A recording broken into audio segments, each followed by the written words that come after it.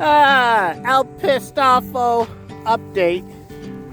There's his name. Pisstoffo. Anyways, the transmission shaft seal, which is the shaft shifter way down in there. It's leaking.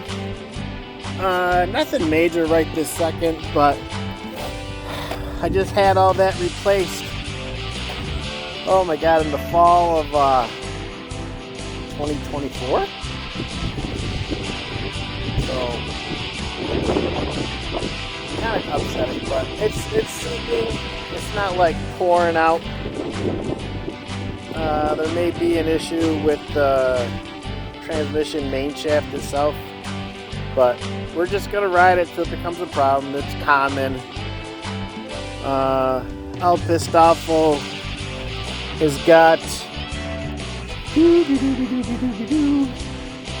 see if you can see that, 2,248 miles for the season and 80,999 total.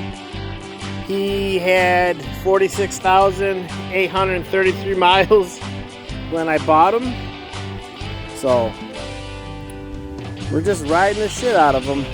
But that's where we're at, kids.